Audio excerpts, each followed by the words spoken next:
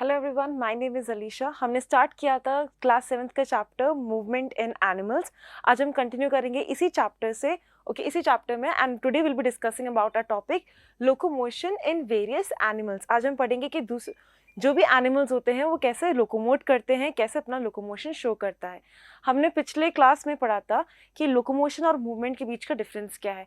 Locomotion क्या है कि अगर मैंने अपना बॉडी पोजीशन को चेंज किया, एंटायर बॉडी डिस्प्लेसमेंट शो कर रहा है, एंटायर बॉडी का पोजीशन चेंज हो रहा है from one place to another, इसे हम क्या बोलते हैं, लोकोमोशन बोलते हैं। जबकि अगर हम मूवमेंट के बारे में बात करें, मूवमेंट सिंपली मीन्स कि मेरा एंटायर बॉडी मूव नहीं कर रहा है, लोकोमोशन शो नहीं कर रहा है, entire body as it is वही पोजीशन पे है, बट बॉडी का जो पार्ट है उसका डायरेक्शन या उसका मूवमेंट हो रहा है, उसे हम क्या बोलते हैं, movement. Means your entire body is not changing its position. हमारा बॉडी शिफ्ट नहीं हो रहा, बस बॉडी का जो पार्ट है वो उनका डायरेक्शन या उनका पोजीशन जो है वो चेंज हो रहा है, बॉडी के पार्ट का पोजीशन चेंज हो रहा है, उसे हम क्या बोलते हैं, मूवमेंट बोलते हैं। जबकि लोकोमोशन क्या है कि तुम्हारा एंटायर बॉडी, आपका जो एंटायर बॉडी है वो अपना पोजीशन चेंज कर रहा है, पहले वो यहाँ था अब वो यहाँ है, तो ये जो डिस्प्लेसमेंट हुआ उन्हें हम क्या बोलते हैं, लोकोमोशन बोलते हैं। तो आज हम पढ़ेंगे कि वेरियस एनिमल्स जो होते हैं वो लोकोमोट कैसे करते हैं। So first of all, moving on to a very first slide. तो यहाँ पे दो टर्म्स आएंगे, इनवर्टिब्रेट्स एंड वर्टिब्रेट्स। सो पहले हम स्टार्ट करेंगे इनवर्टिब्रेट्स से। So what do you mean by invertebrates? See, जिन एनिमल्स के पास वर्टिब्रल कॉलम या जिसको हम बोलते हैं बैकबोन, जिन एनिमल्स के पास बैकबोन या वर्टिब्रल कॉलम एब्सेंट हो, जिन एनिमल्स के वर्टिब्रल कॉलम या बैकबोन एब्सेंट हो, उन्हें हम क्या बोलते हैं, इनवर्टिब्रेट्स बोलते हैं। आपको सबको पता है ना, बैकबोन क्या होता है, रीढ़ की जो हड्डी जो हमारा पीछे है, ठीक है ना। तो जिन एनिमल्स के पास रीढ़ की हड्डी नहीं होती, बैकबोन नहीं पाया जाता या वर्टिब्रल कॉलम पाया नहीं जाता, उन्हें हम क्या बोलते हैं, invertebrates. In means absent. Okay, so those animals without a vertebral column or backbone can be considered as invertebrates. Invertebrates simply means Jin animals के पास backbone नहीं होता, जिन animal के पास vertebral column absent है। backbone का दूसरा नाम vertebral column है बच्चों, ठीक है ना। तो जिन animals के पास vertebral column या backbone absent है, उन animals को हम क्या बोलते हैं, invertebrates बोलते हैं, ठीक है। तो अब इन इनवर्टिब्रेट्स में लोकोमोशन कैसा होता है कि वो अपना पोजीशन कैसे चेंज करता है, एक जगह से दूसरी जगह पे क्यों मूव कर रहा है, वो हम पढ़ेंगे। तो सबसे पहला इनवर्टिब्रेट हम पढ़ेंगे अर्थवर्म। अर्थवर्म में बैकबोन नहीं पाया जाता, इनका बॉडी सिर्फ और सिर्फ मसल से बने होते हैं, ठीक है ना। अर्थवर्म में बैकबोन नहीं पाया जाता, इनके बॉडी किससे बना होता है, मसल से बना होता है। तो अर्थवर्म कैसे लोकोमोशन शो कर रहा है, it moves with the help of special muscles. किसके साथ, स्पेशल मसल्स के हेल्प से वो अपना मूवमेंट शो करता है, अपना लोकोमोशन शो करता है। And hair like structures called setae below their body, sorry, बहुत सारे हेयर लाइक स्ट्रक्चर्स पाए जाएंगे जिन्हें हम क्या बोलते हैं, सीटे।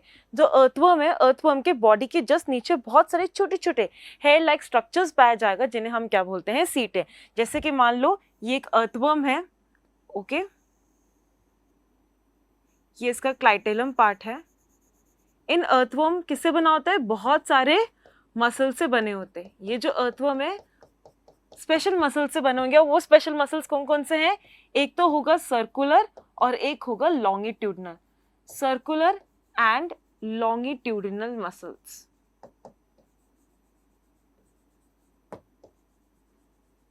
ओके। तो अर्थवर्म की बॉडी किससे बना होता है, दे हेल्प, अर्थवर्म की बॉडी मसल से बना होता है, but how they move with the help of special muscles. जो मसल्स है circular and longitudinal, circular and longitudinal muscles जो है वो उनके मूवमेंट में हेल्प करता है। उसके अलावा बहुत सारे छोटे हेयर लाइक स्ट्रक्चर्स प्रेजेंट होंगे उनके बॉडी के जस्ट नीचे।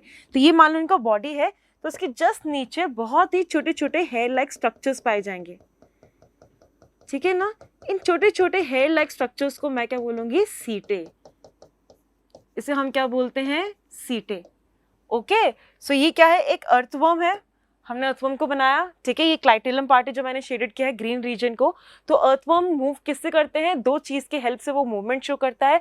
पहला है बहुत ही स्पेशल मसल्स जो कि सर्कुलर एंड लॉन्गिट्यूडनल मसल्स होते हैं, उसकी मदद से। और उसके अलावा बहुत ही छोटे हेयर लाइक स्ट्रक्चर्स पाए जाते हैं उनके बॉडी के नीचे, जिसे हम क्या बोलते हैं, बिलो देयर बॉडी, उसे हम बोलते हैं सीटे बोलते हैं, ठीक है ना। तो इन दोनों की मदद से अर्थवर्म क्या करते हैं, मूव करते हैं। So the body of an earthworm, The body of an earthworm is divided into many ring-like structures called segments. तो तुम लोग को दिखाई दे रहा हो कि मैंने earthworm की body को बहुत ही छोटे-छोटे ring-like structures देखा ना, 1 2 3 4,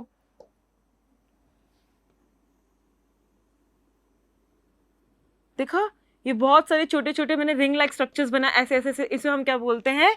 The body of an earthworm is divided into many ring-like structures called segment. और हर सीटे, जो सीटे होता है वो सीटे अटैच किससे होता है? सेगमेंट से होता है. सीटे इज अटैच टू, हर सेगमेंट में सीटे प्रेजेंट होता है, ठीक है ना.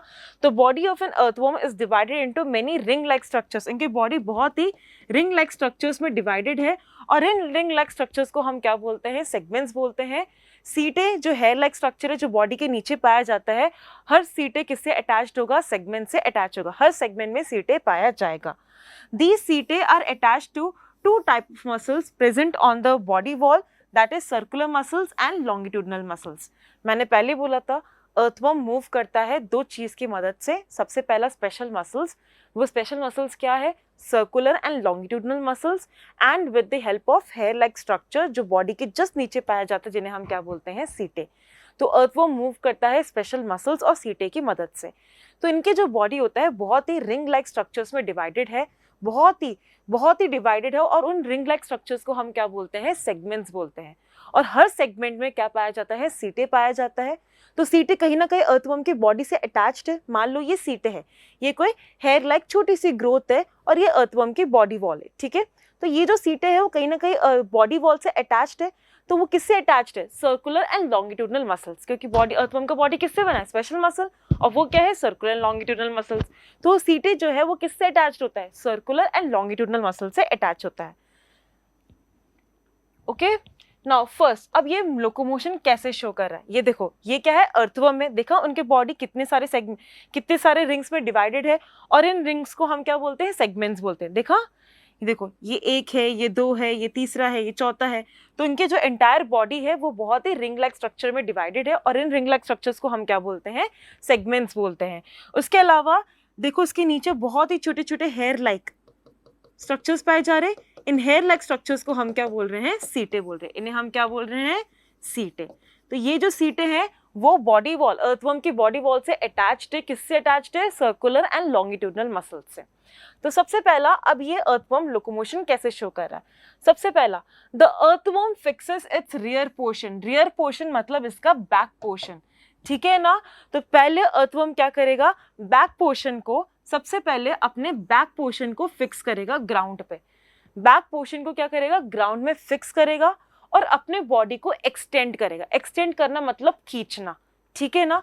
तो वो क्या कर रहा है? मान लो ये अर्थवर्म है, ये अर्थवर्म है, वो अपना ये वाला जो रियर पोर्शन है, बैक पोर्शन है, उसको पहले ग्राउंड में क्या करेगा? फिक्स कर देगा और फिर अपने बॉडी को एक्सटेंड करेगा. एक्सटेंड करना मतलब एक तरीके से एक्सपैंड करना, लेंथ में बढ़ना, ठीक है. और उसके लिए कौन सा मसल्स रिस्पॉन्सिबल होता है? Circular muscles. इनके जो सर्कुलर, अर्थवर्म के जो सर्कुलर मसल्स होते हैं ना, वो क्या करेंगे? कॉन्ट्रैक्ट करेंगे. कॉन्ट्रैक्ट होना मतलब सिकुड़ना. तो जैसे ही सर्कुलर मसल्स कॉन्ट्रैक्ट हुए, सिकुड़े, वैसे बॉडी क्या हो गया? थिन हो गया और लंबा हो गया, ठीक है ना. तो किसकी वजह से हो रहा है ये? तो earthworm fixes its rear portion to the ground and it expand its body. उसके बाद वो क्या करेगा? अपने बॉडी को एक्सपैंड करेगा, बॉडी को एक्सपैंड करेगा. और ये एक्सपेंशन किसकी वजह से हो रहा है? सर्कुलर मसल्स की वजह से हो रहा है. एक्सपेंशन मतलब लंबाई में बढ़ना, अपने आप को एक्सटेंड करना, बढ़ाना, ठीक है ना. बढ़ाना, इसको हम क्या बोलते हैं? एक्सपैंड करना. अब ये बॉडी एक्सपैंड कैसे हो रहा है? किसकी मदद से? सर्कुलर मसल्स की मदद से. क्यों? क्योंकि ये जो सर्कुलर मसल्स होंगे वो क्या करेंगे? कॉन्ट्रैक्ट करेंगे. कॉन्ट्रैक्ट करने की वजह से वो क्या हो गया? बॉडी थिन हो गया और लंबा हो गया. तो इन्होंने क्या किया? सबसे पहले अर्थवर्म में मान लो ये, इसने अपने रियर पोर्शन मतलब बैक पोर्शन को फिक्स किया ग्राउंड पे और अपने बॉडी को एक्सपैंड किया. और उस एक्सपेंशन के लिए कौन रिस्पॉन्सिबल है? सर्कुलर मसल, जो क्या करेंगे? कॉन्ट्रैक्ट करेंगे और बॉडी को पतला और लंबा बना देगा, ठीक है ना. अब जैसे उसने एक्सपैंड किया, अब वो अपना फ्रंट पोर्शन को क्या करेगा? फिक्स करेगा ग्राउंड में. अब अपने फ्रंट पोर्शन को ग्राउंड में फिक्स करेगा और उस बैक पोर्शन को रिलीज करेगा, ठीक है ना. फ्रंट पोर्शन को अब क्या किया? फिक्स किया. अब बैक पोर्शन को रिलीज करेगा. जैसे बैक पोर्शन रिलीज हो गया तब वहां पे लॉन्गिट्यूडनल मसल्स कॉन्ट्रैक्ट करेंगे और लॉन्गिट्यूडनल मसल्स कॉन्ट्रैक्ट करने की वजह से अब वो क्या होगा? जैसे लॉन्गिट्यूडनल मसल्स है, अब वो कॉन्ट्रैक्ट होंगे जिसकी वजह से बॉडी क्या हो जाएगा? शॉर्ट हो जाएगा, ठीक है ना. बॉडी शॉर्ट होगा जैसे मान लो ये फ्रंट पोर्शन फिक्स हो गया, रियर पोर्शन कॉन्ट्रैक्ट होगा, फिर ये ऐसे मूव करे, तो कुछ ना कुछ अर्थवर्म ऐसा मूव करेगा, ठीक है, ये फिक्स करेगा, फिर ऐसे, फिर ऐसे, फिर ऐसे, समझ में आ गया। तो ये कैसा है, लोकोमोशन इन अर्थवर्म, मतलब क्या है, first the earthworm fixes his rear portion, सबसे पहले अर्थवर्म अपना रियर पोर्शन मतलब बैक पोर्शन को फिक्स करेगा ग्राउंड पे। फिक्स करने के बाद इनके बॉडी को क्या करेगा, एक्सपैंड करेगा, मतलब बॉडी को लेंथ वाइज बढ़ा देगा। उस एक्सपेंशन के लिए कौन रिस्पॉन्सिबल है, यहाँ पे पाए जाने वाले सर्कुलर मसल्स। ये जो सर्कुलर मसल्स है, बॉडी के जो सर्कुलर मसल्स है, वो क्या करेंगे, कॉन्ट्रैक्ट करेंगे। कॉन्ट्रैक्ट मतलब ये ऐसा कॉन्ट्रैक्ट होगा, शॉर्ट मतलब जिसकी वजह से बॉडी क्या हो जाएगा, थिन हो जाएगा, बॉडी थिन हो जाएगा और लंबा हो जाएगा, ठीक है ना। और जैसे बॉडी थिन और लंबा हो गया, एक्सपेंशन हो गया बॉडी का, फिर अर्थवर्म क्या करेगा, अपने फ्रंट पोर्शन को फिक्स करेगा, अपने फ्रंट पोर्शन को फिक्स करेगा और बैक पोर्शन को रिलीज करेगा। जैसे बैक पोर्शन रिलीज होगा, अब यहाँ पे लॉन्गिट्यूडनल मसल्स क्या करेंगे, काम करेंगे। लॉन्गिट्यूडनल मसल्स क्या करेंगे, कॉन्ट्रैक्ट करेंगे। अब वो ऐसे कॉन्ट्रैक्ट करेंगे, जिसकी वजह से बॉडी क्या हो गया, शॉर्ट हो गया। फिर वापस वही मूवमेंट, फिर वापस अपना बैक पोर्शन फिट करेंगे, एक्सपैंड करेंगे, फ्रंट पोर्शन फिक्स करेंगे, फिर बैक पोर्शन को रिलीज करेंगे, फिर छोटा होंगे। तो ऐसे क्या होंगे, अर्थवर्म मूव करता जाएगा। इसे हम क्या बोलते हैं, लोकोमोशन इन अर्थवर्म। तो first the earthworm fixes his rear portion to the ground, फिर बॉडी को एक्सपैंड करेंगे। उस एक्सपेंशन के लिए कौन रिस्पॉन्सिबल है, सर्कुलर मसल्स। सर्कुलर मसल्स क्या करेंगे, कॉन्ट्रैक्ट, जिसकी वजह से बॉडी क्या हो जाएगा, पतला और लंबा, है ना। सर्कुलर मसल्स ऐसे होंगे, ऐसे ऐसे होंगे। अब ये सर्कुलर मसल्स क्या करेंगे, कॉन्ट्रैक्ट करेंगे, पास आएंगे, सिकुड़ जाएंगे, जिसकी वजह से बॉडी क्या हो जाएगा, पतला हो जाएगा और लंबा हो जाएगा, ठीक है, थिनर एंड लॉन्गर। अब क्या करेगा अर्थवर्म, अपना फ्रंट पोर्शन को फिक्स करेगा। The earthworm fixes the front portion and thereby release the rear and. अब अपना बैक पोर्शन, जैसे उसने फ्रंट पोर्शन को फिक्स किया, बैक पोर्शन को क्या किया, रिलीज किया। बैक पोर्शन को रिलीज करते वक्त अब कौन सा मसल्स एक्ट करेंगे, लॉन्गिट्यूडनल मसल्स। लॉन्गिट्यूडनल के मसल्स क्या करेंगे, ऐसा था, अब वो कॉन्ट्रैक्ट करेगा। कॉन्ट्रैक्ट होने की वजह से अब वो क्या करेगा, उसका बॉडी शॉर्टर हो जाएगा, ठीक है ना। Longitudinal muscles contract, making the body thicker and shorter, ठीक है। उसके अलावा अर्थवर्म जो होता है वो स्लाइमी सब्सटेंस भी सिक्रीट करता है, जो लोकोमोशन में हेल्प करता है। तो earthworm also secrete a slimy substance that help them to move easily move करने के लिए अर्थवर्म एक स्लाइमी सब्सटेंस सिक्रीट करता है, ताकि वो इजीली क्या कर सके, मूव कर सके। तो ये था लोकोमोशन इन अर्थवर्म। एक और बार मैं समझा देती हूँ, अर्थवर्म क्या है, इन्वर्टिब्रेट है। इन्वर्टिब्रेट मतलब ऐसा एनिमल्स जिनके अंदर बैकबोन क्या है, एब्सेंट, उनके अंदर रीढ़ की हड्डी पाया नहीं जाता, बैकबोन एब्सेंट है, उन्हें हम क्या बोलते हैं, इन्वर्टिब्रेट्स बोलते हैं। तो उसमें हमने देखा अर्थवर्म। अर्थवर्म किससे बना होता है, ये किसके मदद से मूव करता है, एक स्पेशल मसल्स की हेल्प से। और वो स्पेशल मसल कौन सा है, सर्कुलर एंड लॉन्गिट्यूडनल मसल। उसके अलावा उनके बॉडी के जस्ट नीचे बिलो द बॉडी में बहुत ही छोटे छोटे हेयर लाइक स्ट्रक्चर्स पाए जाते हैं, जिन्हें हम क्या बोलते हैं, सीटें, ठीक है। तो ये क्या है, अर्थवर्म का बॉडी। अर्थवर्म के बॉडी बहुत ही रिंग्स में डिवाइडेड है, और इन रिंग्स को हम क्या बोलते हैं, सेगमेंट्स बोलते हैं। और हर सेगमेंट्स में सीटें प्रेजेंट होता है। तो ये जो सीटें हैं ना, ये हेयर लाइक छोटी छोटी हेयर लाइक बॉडी के बिलो पाए जाने वाले हेयर लाइक स्ट्रक्चर, वो उनके बॉडी वॉल से किससे अटैच होता है, सर्कुलर एंड लॉन्गिट्यूडनल मसल से अटैच होता है। उसके बाद अर्थवर्म क्या करेगा, अपने बैक पोर्शन को फिक्स करेगा, अपने बॉडी को एक्सपैंड करेगा। एक्सपैंड करते वक्त कौन सा मसल्स रिस्पॉन्सिबल है, सर्कुलर मसल, जो क्या करेगा, कॉन्ट्रैक्ट करेगा। कॉन्ट्रैक्ट करने की वजह से बॉडी क्या हो जाएगा, पतला और लंबा। जैसे वो एक्सपैंड हो गया, अब वो अपना फ्रंट पोर्शन फिक्स करेगा और बैक पोर्शन को रिलीज करेगा। जैसे वो बैक पोर्शन को रिलीज किया, तो लॉन्गिट्यूडनल मसल्स एक्ट करेंगे, वो क्या करेगा, कॉन्ट्रैक्ट करेगा, जिसकी वजह से बॉडी क्या हो जाएंगे, शॉर्टन, ठीक है ना। तो कुछ ऐसा मूव करते जाएंगे, ऐसा मूव करता जाएगा, ठीक है ना। और मूवमेंट को इजी करने के लिए अर्थवर्म एक स्लाइमी सब्सटेंस को भी सिक्रीट करते हैं, ओके। ये था locomotion in earthworm. Moving on to insects. Insects के बारे में अगर हम बात करें, देखो, इंसेक्ट्स जनरली उनके पास 2 पेयर ऑफ विंग्स पाया जाता है। इंसेक्ट्स के पास कितने पेयर ऑफ विंग्स होते हैं, और विंग्स का क्या काम है, टू फ्लाई, ओके। फ्लाई करने के लिए उनके पास क्या है, विंग्स होते हैं। तो insects generally have 2 pair of wings, they have 2 pair of wings to fly, okay. Mosquito जो है, अब मॉस्किटो जो है, उनके पास 2 पेयर के विंग्स नहीं होते, उनके पास सिर्फ और सिर्फ 1 पेयर ऑफ विंग्स पाया जाता है। तो आपको ये एक तरीके से याद रखना पड़ेगा कि ऐसा नहीं कि हर इंसेक्ट के पास 2 पेयर ऑफ विंग्स होता है ना, मॉस्किटो के पास सिर्फ और सिर्फ 1 पेयर के विंग्स होते हैं फ्लाई करने के लिए। उसके अलावा ऐसे कुछ इंसेक्ट्स हैं जिनके पास विंग्स ही नहीं होता, वो फ्लाई ही नहीं करता, बट वो इंसेक्ट की कैटेगरी में आता है। जैसे कि आंट्स हो गया, आंट्स पता ना, चींटी तो इंसेक्ट्स है, बट उनके पास विंग्स नहीं है फ्लाई करने के लिए। उसके अलावा लाउस हो गया, ants and loves. Insects like ant and loves, they do not have wings and cannot fly. इनके पास wings नहीं है तो वो fly नहीं कर पाते. तो insects के पास generally 2 pair of wings होंगे to fly and 3 pair of legs. They have 3 pair of legs, jointed legs. इसको हम बोलते हैं jointed appendages या jointed feet. Appendages या jointed feet मतलब ऐसा feet जो joint से connected हो, ठीक है ना. jointed feet, ये इसमें joints present होते हैं, ठीक है ना. तो insects have 3 pair of jointed legs. क्यों? ताकि वो लोग walk कर सके. तो insects को उड़ने के लिए उनके पास क्या है? 2 pair of wings है, और चलने के लिए to walk they have 3 pair of jointed legs. You have to mention it. Jointed legs means jointed appendages, feet that are jointed. Okay, jointed होते हैं, joints present होता है इनमें, ठीक है ना. और कुछ insect ऐसा होता है जैसे ant and louse. ant means चींटी, और ये जो होता है जिनके पास क्या बोलते हैं, विंग्स नहीं होते फ्लाई करने के लिए. और मॉस्किटो जो है उनके पास 2 पैर की जगह क्या है, 1 पैर ऑफ विंग्स ही पाया जाता है. इसमें हम पढ़ेंगे कॉकरोच के बारे में भी. कॉकरोच सिमिलरली वही चीज है, इनके पास भी क्या होगा, 3 pair of legs होंगे. 3 pair of legs means jointed appendages, right? jointed legs भी बोलो या jointed appendages भी बोलो. jointed appendages for walking, ठीक है. and 2 pair of wings attached to the thorax. 2 pair of wings attached to thorax. thorax मतलब उनका chest part. तो ये जो wings होंगे वो किस part से attached होगा, thorax part से attached होगा. thoracic cavity, chest cavity, ठीक है. तो ये जो wings होगा वो किससे attached होगा, उनके thorax part से, chest part से attached होगा. it can walk and climb with the help of its legs. legs की मदद से क्या करेगा, walk करेगा, climb करेगा. it can fly short distances with the help of its wings. अब इनके अंदर 2 मसल्स पाया जाता है, एक होगा वॉकिंग मसल्स और एक होगा फ्लाइंग मसल्स. अब ये मसल्स किस बॉडी से अटैच्ड, किस इंसेक्ट की बॉडी पार्ट से अटैच्ड है वो भी हम पढ़ेंगे. वॉकिंग मसल्स वो मसल्स होते हैं जो लेग से क्या हो, अटैच्ड हो. वॉकिंग मसल्स ऑब्वियसली लेग्स है, लेग्स का काम क्या है, वॉकिंग करना. दे have 3 pair of jointed legs. They have 3 pair of jointed appendages, ताकि वो लोग वॉक कर सके, क्लाइंब कर सके.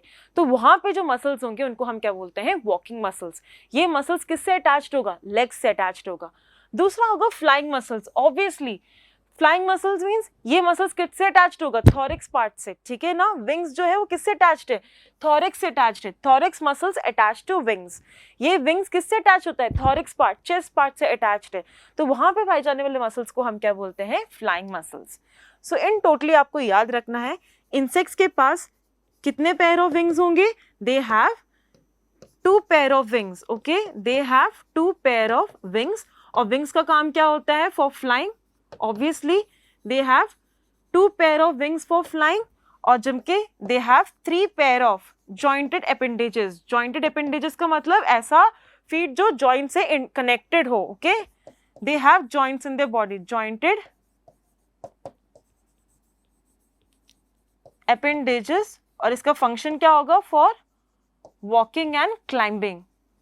फॉर वॉकिंग एंड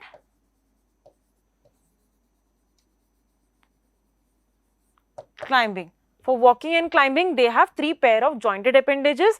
जबकि इंसेक्ट्स के पास फ्लाइंग करने के लिए कितने पेयर ऑफ विंग्स होंगे, दे have 2 pair of wings for flying. Okay ना. और ये जो विंग्स है वो किस पार्ट से अटैच है, thorax part means chest part से अटैच होता है ताकि वो लोग फ्लाई कर सके, ठीक है ना. उसके बाद moving on to our next slide.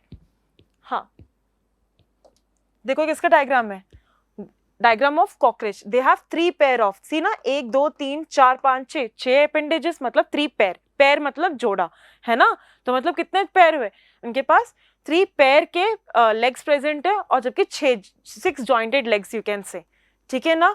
And they have 2 pair of wings for flying.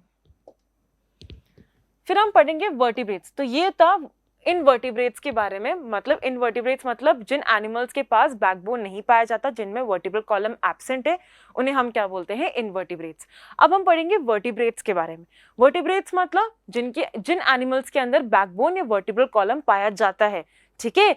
जिनके अंदर वर्टिब्रल कॉलम या बैकबोन प्रेजेंट हो, उन एनिमल्स को हम क्या बोलते हैं, वर्टिब्रेट्स बोलते हैं. तो animals that have a vertebral column और बैकबोन, जिन एनिमल्स के पास वर्टिब्रल कॉलम पाया जाता है और बैकबोन भी प्रेजेंट हो, ठीक है. वर्टिब्रल कॉलम या बैकबोन ये प्रेजेंट हो, उन एनिमल्स को हम क्या बोलते हैं, वर्टिब्रेट्स बोलते हैं. तो अब हम इन लोकोमोशन कैसा होता है हम देखते हैं. सबसे पहले फिश में. फिश देखो, फिश कहाँ पे रहते हैं? पानी में। तो उनके अंदर अपने बॉडी में ऐसे चेंजेस हुआ होगा ताकि वो लोग फिश पानी में क्या कर सके, सर्वाइव कर सके। हमने एडेप्टेशन चैप्टर में पढ़ा था कि एक्वेटिक एडेप्टेशन क्या होता है, कि मतलब उनके अंदर उनके बॉडी में कुछ ऐसा चेंजेस आ चुका है ताकि वो अपने हैबिटेट में बेटर सर्वाइव कर सके। अब फिशेज है वो पानी में रहते हैं, तो उनके पास क्या प्रेजेंट होंगे? फिन्स होंगे, टेल्स होंगे, ठीक है ना, गिल्स होगा रेस्पिरेशन के लिए। सब कुछ हमने एडेप्टेशन चैप्टर में पढ़ के आए। तो हम पढ़ेंगे अब ये लोग लोकोमोट कैसे करते हैं, ठीक है, ये लोग चलते कैसे, ठीक है ना, मूवमेंट कैसे शो कर रहा है। तो fishes have a streamline shape. हम एडेप्टेशन में भी पढ़ चुके कि इनके बॉडी कैसा बॉडी होता है? Streamline body. You can say tapered ends. Tapered ends का मतलब होता है कि इनका head and tail part, head and tail part कैसा होता है? शॉर्टर,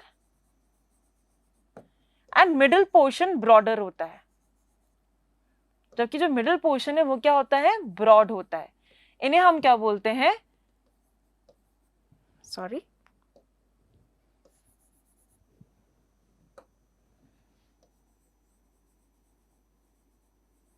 मिडिल पोर्शन कैसा है? ब्रॉड। मतलब इनका हेड एंड टेल पार्ट छोटा है और जो मिडिल पोर्शन है वो बहुत ही ब्रॉड है, बहुत ही बड़ा है। उसे हम क्या बोलते हैं? Streamline body. तो अगर तुम फिशेस को देखोगे उसके हेड और टेल पार्ट होता है ना, वो छोटा होता है, जबकि बीच वाला पोर्शन, मिडिल पोर्शन क्या होता है? ब्रॉड होता है, बड़ा होता है। तो इस पर्टिकुलर शेप को हम क्या बोलते हैं? Streamline shape. किसका मदद करेगा? ताकि वो लोग वाटर करेंट्स को ईजिली कट आउट करके ईजिली स्विम कर सके, इसलिए उनका बॉडी कैसा होगा? स्ट्रीमलाइन बॉडी होगा, ठीक है। उसके अलावा उनके अंदर इंटीरियर स्केलेटन पाया जाएगा, मसल्स पाया जाएगा। इवन फिन्स एंड टेल्स में भी क्या पाए जाएंगे? Skeleton and muscles. So they have a well developed skeletal and muscular system, ठीक है। It has an internal skeleton which is attached to strong muscles. Skeleton किससे अटैच होगा? मसल से अटैच होगा, और मसल्स की वजह से क्या करेगा? मूवमेंट शो करेगा, ठीक है ना। It swims by curving its body and tail muscles. अब कैसे स्विम करते हैं? अपने बॉडी को एक तरीके से कर्व करना, ठीक है, अपने बॉडी को कर्व करके टेल को भी एक पर्टिकुलर पोजीशन में हिला के अपने आप में क्या करता है? मूवमेंट शो करता है। कुछ ऐसी करता है ना, अपने बॉडी को क्या करता है? कर्व शेप में टेल को पहले यहाँ शिफ्ट करेगा, बॉडी को कुछ इस डायरेक्शन, फिर यू करेगा, फिर यू, ठीक है ना। तो अपने बॉडी को, उनके अंदर क्या प्रेजेंट है? सबसे पहला क्या है? Streamline shape. उनका बॉडी कैसा है? स्ट्रीमलाइन मतलब उनका हेड एंड टेल पोर्शन क्या है? छोटा, as compare to middle portion जो कि बहुत ही ब्रॉड होता है। क्यों होता है? ताकि वो लोग इजिली वाटर के करंट को कट कर सके और स्विम कर सके इजिली। उसके अलावा उनकी बॉडी में फिन्स एंड टेल्स पाए जाएंगे जो स्विमिंग में हेल्प करता है। उनके अंदर इंटीरियर स्केलेटन होगा, वेल डेवलप मसल्स होगा, मसल्स अटैच्ड होगा स्केलेटन से ताकि मसल्स मूवमेंट शो करे, ठीक है। उसके अलावा how do they swim by curving its body. Body को एक पर्टिकुलर पोजीशन में कर्व करते हैं, टेल को भी कर्व करेंगे ताकि वो वाटर में स्विम कर सके, ठीक है ना। अब फिशेस में फिन्स जो होता है वो टू टाइप का होता है। एक होता है पेयर्ड फिन्स और एक होता है unpaired fins. Paired fins means जो पेयर में प्रेजेंट हो, अनपेयर्ड मतलब जो पेयर में प्रेजेंट ना हो। पेयर्ड फिन्स में जैसे है कि pelvic and pectoral fins, and unpaired में आएगा dorsal, caudal and anal fin. ये मैं आपको डायग्राम में दिखाती हूँ। देखो ये क्या है? फिश का डायग्राम। ये देखो, ये जो पेक्टोरल फिन है और ये जो पेल्विक फिन है, ये दोनों क्या है? Paired fins. ये कौन से फिन्स है? पेयर्ड फिन्स होते हैं, ठीक है ना। और ये देखो, कॉर्डल फिन, डॉर्सल फिन और एनल फिन, ये तीनों, ये कौन से होते हैं? ये तीनों कैसे होते हैं? अनपेयर्ड फिन्स होते हैं। अब इनका फंक्शन भी अलग अलग होगा। ये दोनों कैसा है? पेयर्ड फिन्स, मतलब ये पेयर में प्रेजेंट होता है, और ये तीनों फिन्स कैसे हैं? अनपेयर्ड फिन्स, ये पेयर में प्रेजेंट नहीं होगा। और इन दोनों का फंक्शन भी क्या होगा? अलग अलग होगा। अब देखते हैं इनका फंक्शन क्या है, ठीक है। सबसे पहला द अनपेयर्ड फिन्स, ठीक है। द अनपेयर्ड फिन्स मतलब dorsal, caudal and anal fin. Dorsal fin, anal fin, and anal means tail fin, है ना। Caudal means tail fin, sorry. ये जो डॉर्सल, कॉर्डल और एनल फिन है, ये तीनों कौन सा है? अनपेयर्ड फिन से। तो ये अनपेयर्ड फिन्स किस में हेल्प करता है? They help in forward and backward movement and in taking turns. Fish को टर्न्स लेने में, यहाँ से वहां टर्न करने में, फॉरवर्ड और बैकवर्ड मूवमेंट के लिए कौन सा फिन रिस्पॉन्सिबल होता है? अनपेयर्ड फिन्स रिस्पॉन्सिबल होता है। अनपेयर्ड फिन किसके लिए रिस्पॉन्सिबल है? फिश को अगर टर्न लेना हो, टर्न लेने के लिए या फॉरवर्ड या बैकवर्ड मूवमेंट के लिए कौन सा फिन रिस्पॉन्सिबल है? अनपेयर्ड फिन्स रिस्पॉन्सिबल है। अब पेयर्ड फिन्स किसके लिए रिस्पॉन्सिबल होगा? The paired fins help in upward and downward movement. Upward and downward movement, ऊपर और नीचे जाने के लिए कौन सा फिन रिस्पॉन्सिबल है? पेयर्ड फिन रिस्पॉन्सिबल है। और अपने बॉडी को अगर रेस्ट पोजीशन में रखना हो, जैसे बोलते हैं ना व्हीकल में ब्रेक अप्लाई करते हैं, ठीक है, बॉडी को रोकने के लिए हम क्या करते हैं, व्हीकल को रोकने के लिए हम क्या करते हैं, ब्रेक अप्लाई करते हैं। वैसे अपने बॉडी को उसी पोजीशन में, रेस्ट पोजीशन में रखने के लिए भी कौन सा फिन रिस्पॉन्सिबल होगा? पेयर्ड फिन रिस्पॉन्सिबल होगा। See the paired fins help in upward and downward movement, maintain the position of the fish at rest and act like brakes in a vehicle। ठीक है, तो हम फिश में हमने पढ़ा था सबसे पहले इसका बॉडी कैसा होता है, स्ट्रीमलाइन बॉडी। स्ट्रीमलाइन बॉडी मतलब उसका head and tail part shorter है as compare to the middle portion which is broader, ताकि वो लोग इजीली स्विम कर सके, वाटर के करंट को कट करके इजीली स्विम कर सके। उनके पास वेल डेवलप्ड स्केलेटल सिस्टम और मस्कुलर सिस्टम पाया जाएगा, मसल जो स्केलेटन से अटैच होंगे ताकि वो लोग मूव कर सके। उसके बाद हमने ये भी पढ़ा था कि उनके पास फिन्स एंड टेल्स होते हैं, वो अपने बॉडी को कर्व करके, टेल को भी कर्व करके स्विम करते हैं। ठीक है, तो ये जो फिन्स होते हैं ना, वो भी दो टाइप का देखा गया, एक होता है पेयर्ड फिन्स और एक होता है अनपेयर्ड फिन्स। पेयर्ड फिन्स मतलब जो पैर में प्रेजेंट हो, अनपेयर्ड मतलब जो पैर में प्रेजेंट नहीं हो। पेयर्ड फिन्स में हमने दो पढ़ा, pelvic fin and pectoral fin. ठीक है, पेल्विक एंड पेक्टोरल फिन, ये दो फिन कैसा है, पेयर्ड होता है, जबकि डॉर्सल, एनल और कॉर्डल फिन ये तीनों क्या है, अनपेयर्ड फिन है। अब इनका काम भी अलग अलग होगा। जो अनपेयर्ड फिन होता है, डॉर्सल, एनल एंड कॉर्डल, वो किसके लिए रिस्पॉन्सिबल होगा, फिश के फॉरवर्ड और बैकवर्ड मूवमेंट में, आगे और पीछे जाने के लिए। उसके अलावा अगर फिश को टर्न लेना हो तो उसके लिए कौन सा फिन रिस्पॉन्सिबल है, अनपेयर्ड फिन्स रिस्पॉन्सिबल है। अगर हम पेयर्ड फिन्स के बारे में बात करें, जो कि पेल्विक एंड पेक्टोरल फिन होता है, वो किसके रिस्पॉन्सिबल है, फिशेस की अपवर्ड एंड डाउनवर्ड डायरेक्शन के लिए, ऊपर और नीचे जाने के लिए, या अपने पोजीशन को, अपने बॉडी को रेस्ट की पोजीशन में मेंटेन करने के लिए भी कौन सा पिन रिस्पॉन्सिबल है, पेयर्ड पिन रिस्पॉन्सिबल है। उसके अलावा कुछ कुछ फिशेस में स्विम ब्लैडर प्रेजेंट होता है। स्विम ब्लैडर मतलब एयर ब्लैडर, जो एयर को ट्रैप करता है ताकि वो लोग बायोंसी प्रोवाइड करे, इजिली वाटर में फ्लोट कर सके। इसलिए बोनी फिशेस वगैरह में स्विम ब्लैडर या एयर ब्लैडर पाया जाता है, जो एयर को ट्रैप करता है ताकि उनकी बॉडी क्या हो, लाइट वेट फील करो और वो इजिली क्या कर सके, वाटर में फ्लोट कर सके, स्विम कर सके। इसलिए उनके पास क्या पाया जाता है, swim bladder is present, okay, in most fishes. तो ये था फिश के बारे में। अब हम पढ़ेंगे बर्ड्स के बारे में। बर्ड्स में क्या देखा गया है ना, देखो, birds generally they fly in the air and they walk on the ground. Okay, birds क्या है, they generally fly in the air and walk on the ground. अब कुछ बर्ड्स होंगे जो फ्लाइटलेस बर्ड्स होते हैं। फ्लाइटलेस बर्ड्स मतलब जो फ्लाई नहीं करते, they are just good runners, जैसे कि ऑस्ट्रिच हो गया, किवी हो गया, ये ना उड़ते नहीं है, they just simply walk on the ground, they are very good runners. ठीक है, और कुछ बर्ड्स ऐसे होंगे जो स्विम करते हैं, जैसे डक हो गया, उनके पास कौन सा फीट होता है, एडेप्टेशन में याद रखो, हमने पढ़ा था, उनके पास कौन से फीट होते हैं, वेब्ड फीट होते हैं। वेब्ड फीट जो पैडल की तरह काम करते हैं, इजीली स्विम कर सके, इसलिए उनका फीट कैसे होता है, वेब्ड फीट। वेब्ड फीट मतलब उनके टोस कनेक्टेड है स्किन से, ताकि वो लोग पैडल की तरह काम कर सके, स्विम कर सके। ठीक है ना, तो birds such as duck and swan, they can swim with the help of their webbed feet। webbed feet मतलब toes जो skin से connected हो, जो act as paddle, क्या करता है, ये paddle की तरह काम करता है, they serve as paddle for swimming, for swimming। ठीक है ना, जबकि कुछ बर्ड्स है जैसे कि ostrich and kiwi, they can not fly, they don't fly, they actually run on the ground and they are very good runners. ठीक है ना, दे आर गुड रनर्स। अब बर्ड जो है, अब उनके अंदर ऐसा क्या एडेप्टेशन आया गया है ताकि वो लोग इजीली क्या कर सके, एरियल मोड ऑफ लाइफ को अडेप्ट करने के लिए उनके बॉडी में से क्या चेंजेस आए। अब उनका बॉडी का जो बोन होंगे वो कैसा होगा, हॉलो होगा, खोखला होगा, लाइट वेट होगा, ताकि वो लोग इजीली क्या कर सके, उड़ सके। ठीक है ना, तो बोन कैसा होगा, लाइट वेट होगा, हॉलो होगा, हॉलो मीन्स एक तरीके से खोखला। ठीक है, ताकि वो लोग इजीली क्या कर सके, उड़ सके। अगर बॉडी रिजिड हो जाएगा तो क्या वो उड़ पाएगा, नहीं उड़ पाएगा। हमारे बोन्स क्या है, रिजिड है, स्ट्रॉन्ग है, बोन मैरो से फिल्ड है, जिसकी वजह से हम उड़ नहीं पाते।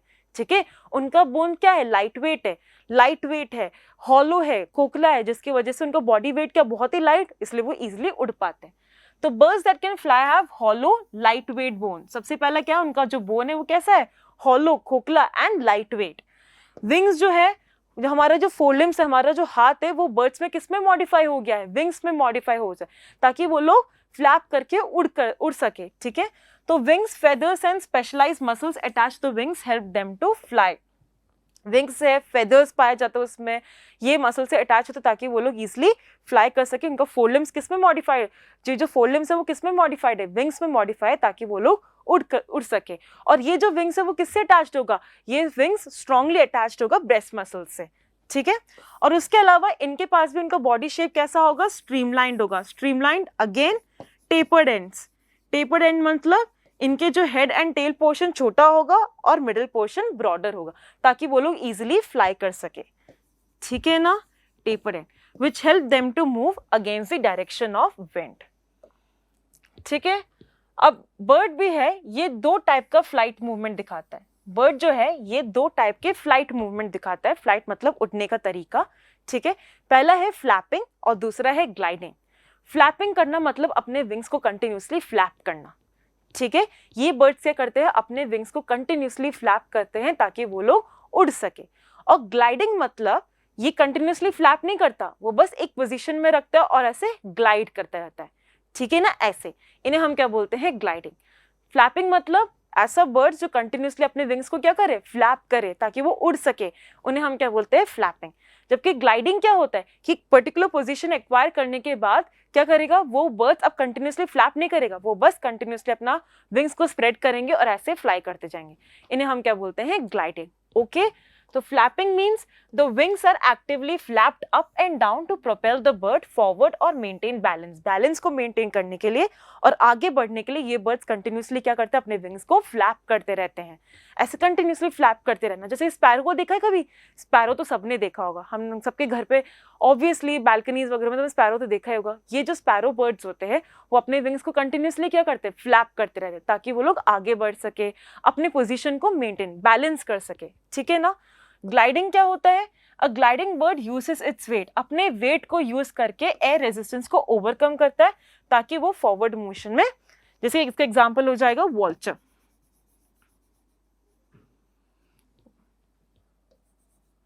और इसका एग्जांपल होगा मान लो स्पैरो, ओके। तो फ्लैपिंग बर्ड्स वो बर्ड्स होते हैं जो कंटिन्यूसली फ्लैपिंग मींस वो बर्ड्स जो कंटिन्यूसली अपने विंग्स को फ्लैप करते रहते हैं ताकि वो फॉरवर्ड मूव कर सके, ठीक है। जबकि ग्लाइडिंग क्या है, ग्लाइडिंग मतलब कंटिन्यूसली फ्लैप नहीं करेंगे, पर्टिकुलर पोजीशन एक्वायर करने के बाद अपने विंग्स को से स्प्रेड करके फ्लाई करते रहेंगे, इन्हें हम क्या बोलते हैं, ग्लाइडिंग, ओके ना। तो हमने बर्ड्स के बारे में भी देख लिया। लास्ट हम देखेंगे स्नेक में। स्नेक जो मूवमेंट शो करता है उन्हें हम क्या बोलते हैं, क्रीपिंग मूवमेंट। ये क्रीप करता है, क्रॉल करता है, उनके पास पैर तो नहीं है, कंटिन्यूसली क्या करता है, क्रीप करता है, क्रीपिंग मूवमेंट शो करता है। तो उनके पास एक बहुत लंबा बैकबोन है, उस लंबे बैकबोन से कौन अटैच होता है, मसल्स जो होता है इस लंबे बैकबोन रिब्स और स्किन से अटैच होता है, और ये मसल्स जैसे ही कॉन्ट्रैक्ट करता है मूवमेंट शो करता है। और स्नेक्स क्या, एक कंटिन्यूस लूप्स फॉर्मेशन कर रहा है, ये ना, ये कंटिन्यूस लूप का फॉर्मेशन कर रहा है, और ये लूप के फॉर्मेशन की वजह से, इस लूप के फॉर्मेशन की वजह से ये क्या कर रहा है, एक फॉरवर्ड पुश दे रहा है एनिमल को आगे बढ़ने के लिए, ठीक है। तो स्नेक के मूवमेंट को हम क्या बोलते हैं, क्रीपिंग मूवमेंट। उनके अंदर लेग्स एब्सेंट है, ये क्रॉल करते, क्रीप करते हैं, सैंड में क्रीप करते हैं, ठीक है। तो क्रीपिंग मूवमेंट है इनका मूवमेंट, ओके। तो इनके पास क्या है, skeletal and muscular system well develop होगा, एक लंबी बैकबोन होगी, उस लंबी बैकबोन रिब्स और उस लंबी बैकबोन और स्किन से कौन अटैच्ड होगा, मसल्स अटैच्ड होगा, और ये मसल्स क्या करेंगे, मूवमेंट शो करेंगे, ठीक है। मसल्स क्या करेंगे, मूवमेंट शो करेंगे, और मसल्स की मूवमेंट की वजह से ये क्या करता है, ये जो स्नेक है ये लूप्स बनाता है, ऐसे कंटिन्यूस लूप्स बनाता है। देखा, ये एक लूप बन गया, ये एक लूप बन गया, ये एक लूप बन गया, और इस कंटिन्यूस लूप्स की वजह से ये लूप्स क्या कर रहा है, एक तरीके से एक फॉरवर्ड पुश दे रहा है, एक पुश दे रहा है ताकि एनिमल क्या कर सके, मूव कर सके। ये देखा गया है मूवमेंट इन स्नेक में। दे show they can do creeping movement with the help of skeletal and muscular system. Muscles are interconnected to long backbone, ribs and skin. The snake's body curves into many loops, which gives it a forward push. एक forward push देता है उस particular animal को move करने के लिए, ये जो loops होते हैं, ठीक है ना। तो हमने फिश के बारे में पढ़ा, बर्ड्स के बारे में पढ़ा। बर्ड्स में हमने क्या पढ़ा, उनका बॉडी क्या होता है, स्ट्रीमलाइंड होता है। स्ट्रीमलाइन मतलब बर्ड्स के बारे में, उनके बॉडी कैसा है, streamline. Streamline means head and tail portion छोटा है और मिडिल पोर्शन जो है वो बड़ा है, ताकि वो लोग इजीली फ्लाई कर सके, एयर रेजिस्टेंस को कट कर सके, ठीक है ना। उसके अलावा उनके जो बोन्स होते हैं वो हॉलो है, हॉलो मीन्स खोखला, लाइट वेट है, ताकि वो लोग इजीली फ्लाई कर सके। विंग्स पाया जाता है, फेदर्स से। ये सब कुछ किससे अटैच होता है? ब्रेस्ट से, strongly attach to the breast muscles. हमारे जो फोर लिम्स है, हमारे जो हाथ है, उनमें किस में मॉडिफाई हो गए? उनमें विंग्स में मॉडिफाई, ताकि वो लोग इजिली फ्लाई कर सके। और फ्लाइट मूवमेंट भी हमने दो देखा था, एक होता है फ्लैपिंग, एक होता है ग्लाइडिंग। फ्लैपिंग मतलब ऐसे बर्ड्स जो कंटिन्यूसली अपने विंग्स को क्या करता है? फ्लैप करता रहता है, ताकि वो लोग आगे बढ़ सके, ठीक है ना। और ग्लाइडिंग मतलब ऐसा बर्ड जो कंटिन्यूसली अपने विंग्स को फ्लैप नहीं कर रहा, सिर्फ ऐसे ग्लाइड करता जा रहा है, ठीक है ना। ये हमने पढ़ा था। और स्नेक के बारे में कौन सा मूवमेंट है? Creeping movement. तो आज के लिए सिर्फ इतना ही। Thank you. होपफुली आपको सब समझ में आया। कुछ भी समझ नहीं आया, you can ask in the comment section. Thank you so much.